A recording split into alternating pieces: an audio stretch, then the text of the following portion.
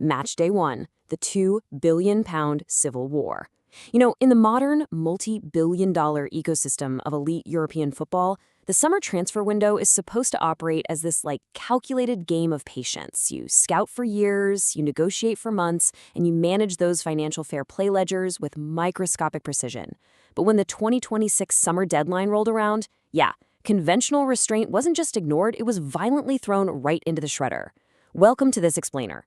Today, we're diving into a market that has literally exploded, setting us up for what's going to be the most volatile campaign in football history.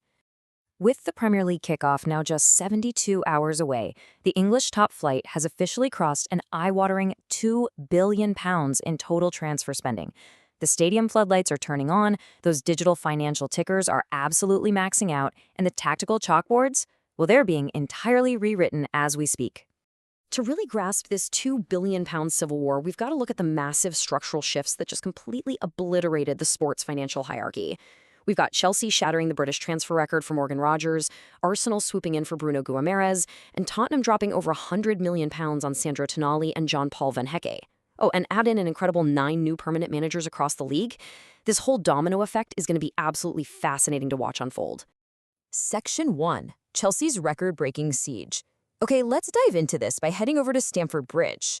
So under their new manager, Xabi Alonso, Chelsea clearly wanted a dynamic forward to fit his very specific, high-intensity system. And they zeroed in on Aston Villa's 23-year-old phenom, Morgan Rodgers. But when you break down this transfer fee cascade, the numbers are just staggering. To put it into perspective, the baseline value for a typical top-tier Premier League attacking midfielder is around €42.1 million.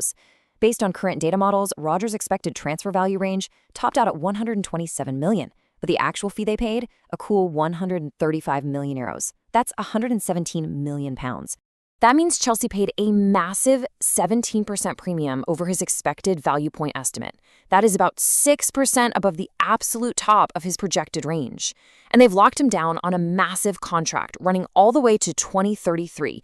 It's a huge financial commitment, basically betting the house that his elite domestic talent is going to translate perfectly into Alonso's new project. Section 2. North London's midfield arms race. Because, Chelsea wasn't exactly acting in a vacuum here. Defending champions Arsenal, along with a completely revamped Tottenham Hotspur, reacted with ruthless efficiency to fortify the middle of the park. Arsenal made what is arguably the most strategically critical acquisition of the entire window. Newcastle actually rejected an initial £75 million offer for Bruno Guimaraes because it relied on add-ons. So Arsenal's response? They literally just bypassed the add-ons and paid the entire £75 million fee up front to instantly fix their transition vulnerability.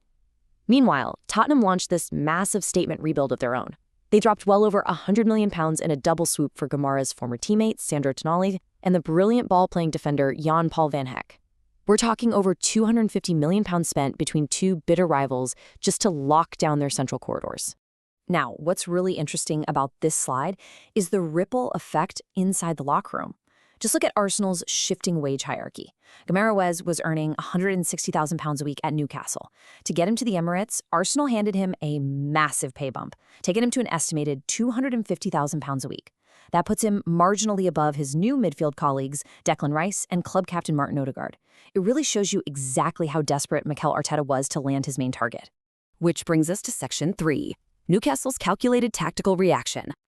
So what exactly do you do when you lose your captain and your star Italian midfielder in the exact same window? Well, you've got to pivot, and you've got to do it fast.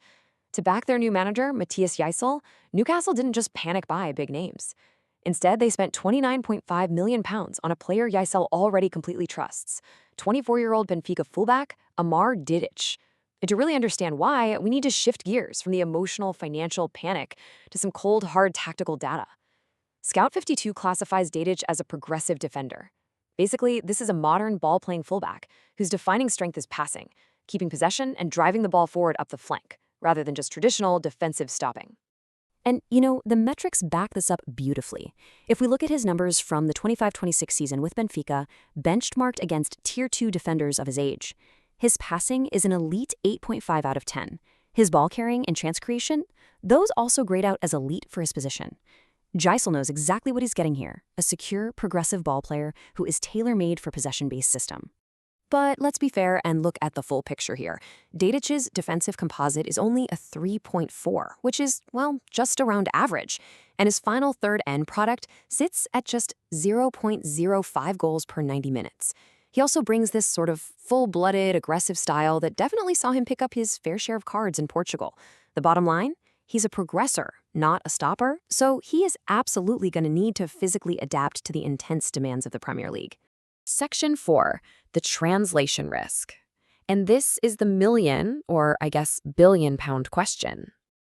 And this brilliantly illustrates the ultimate gamble with all of these massive transfers. Whether it's 117 million for Rodgers or 30 million for Dedic, we have to ask, will these elite stats actually survive the Premier League? It's the most physically demanding division in Europe, hands down. A player might look like an absolute world beater in a slower league, but the intensity step up when coming to England is massive. Let's use Dedic's data as a prime example. At Benfica, his raw match rating actually improved to a really impressive 6.80. But when Scout 52 applies their cross-league adjustment, using their Premier Liga's 0.88 strength coefficient, his adjusted rating actually drops down to 5.98. This proves that a good chunk of his raw statistical improvement was simply because he was playing in a slightly weaker league compared to Europe's absolute top tier. So, the crucial point is that in modern football, raw numbers can totally mislead you. Just like Scout 52 notes, getting that cross-league adjustment right, really understanding the context behind the stats, and predicting how a player will handle the translation to a faster, stronger league, that is literally the difference between finding a calculated bargain and making a disastrous overpay. As we look ahead to kick off this weekend, the chalkboards are set, the data's been crunched, and the money has certainly been spent. £2 billion of it, to be exact. The structural hierarchy of the league has been violently shaken. So I'll leave you with this. In a market completely driven by intense pressure and financial panic, which of these clubs actually made the brilliant calculated gamble, and who just bought into the hype? We'll start finding out the answers in just 72 hours. Thanks so much for joining me on this explainer, and enjoy Matchday 1.